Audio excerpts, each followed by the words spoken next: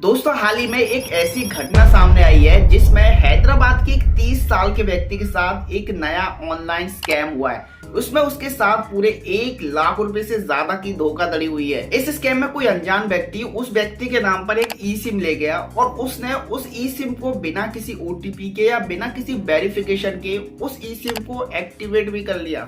और इस घटना के बाद लोगों में एक नई चिंता सी बन गई है, एक नया डर सा बन गया है कि अब तो स्कैमर्स हर दिन नए नए तरीके ढूंढ रहे हैं स्कैम करने के। और सबसे बड़ी बात तो ये कि अब तो उन्हें किसी ओटीपी की भी जरूरत नहीं है। और जिस ई सिम को हम इतना सेफ समझते हैं अब वो भी स्कैमर्स के हाथों में है। तो अब ऐसे में सवाल ये आता है कि हम अपने आप को इस ई सिम स्कैम से आखिर कैसे सेफ रखें, कैसे अपने आप को बचाएं। तो ये बताने से पहले मैं आपको बताना चाहता हूँ कि उस व्यक्ति के साथ आखिर ये ई सिम स्कैम हुआ कैसे था।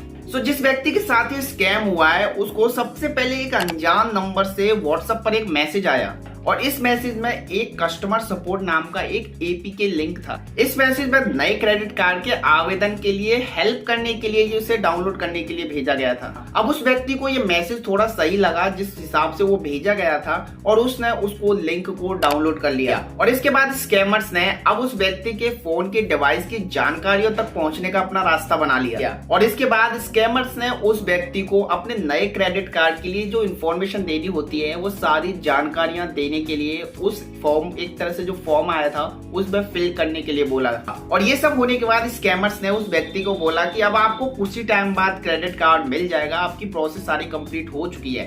अब ये सब हो जाने के बाद कुछ दिन बाद उस व्यक्ति को ये महसूस हुआ कि उसके फोन पर ना तो अच्छे से कॉल आ रही है, ना कॉल लग रही है, ना मैसेज आ रहे हैं और नेटवर्क इशू काफी ज्यादा हो रहा है। एक तरह से सारी जो डिवाइसेस होती है, सारी जो सर्विसेज होती है वो स्टॉप हो चुकी थी। और इसी टाइम पीरियड में स्कैमर्स ने उसके द्वारा जो जानकारियां फिल की गई थी, इंफॉर्मेशन दी गई थी, उन सबको इकट्ठा करके, उन सब का यूज करके, उसके फोन नंबर का यूज करके एक नया ई सिम कार्ड निकाल लिया। और इस ई सिम को उन्होंने अपने किसी अदर फोन पर बिना ओटीपी के एक्टिवेट कर लिया। और इसके बाद उन्होंने इस नंबर पर आने वाले मैसेजेस और कॉल को किसी दूसरे नंबर पर ट्रांसफर कर दिया। अब उसे उस फोन से जुड़े अकाउंट्स के ट्रांजैक्शन करने का मौका मिल गया और उसके लिए जो भेजे गए किसी भी ओटीपी को इंटरसेप्ट करने की परमिशन भी मिली।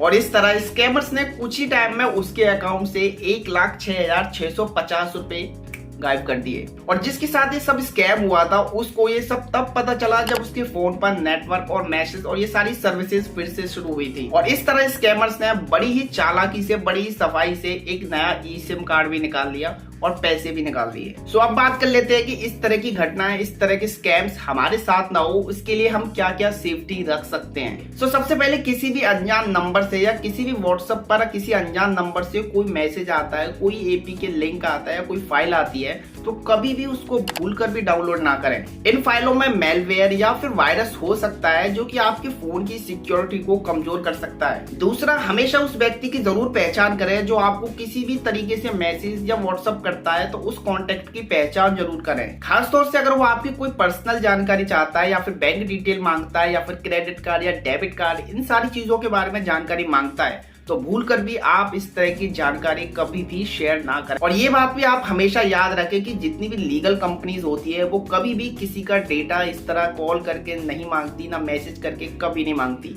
अगर कोई कंपनी इस तरह से मैसेज करती है, डिटेल्स मांगती है तो आपको सतर्क हो जाना है। और लास्ट पॉइंट पे मैं आपको सिर्फ इतना बताना चाहूंगा कि इस तरह की स्कैम से बचने का सबसे सिंपल उपाय है कि आप किसी भी थर्ड पार्टी या मीडियम पार्टी से कभी भी इस तरह की डिटेल्स ना मांगे। अगर आपको क्रेडिट कार्ड चाहिए तो आप सीधे बैंक जाएं, आपको डेबिट कार्ड चाहिए तो सीधा बैंक जाएं, या आपको जो भी बैंक से रिलेटेड कोई कॉल आता है, कुछ भी आपको काम करने के लिए बोलता है कि हम शॉर्टकट में करा देंगे, तो इस तरह के चक्कर में ना पड़े, डायरेक्ट अपने बैंक जाएं और सीधा खुद ही उस सॉल्यूशन को ढूंढें जो भी आपकी प्रॉब्लम है। तो दोस्तों आज की वीडियो में सिर्फ इतना ही। आई होप आपको ये जानकारी पसंद आई होगी, तो वीडियो अपने दोस्तों के साथ शेयर जरूर कर देना। और अगर आप चैनल पर पहली बार हो तो चैनल को सब्सक्राइब जरूर कर देना, क्योंकि हम इस तरह की इंफॉर्मेशन वीडियो और भी इस चैनल पर लाते रहेंगे।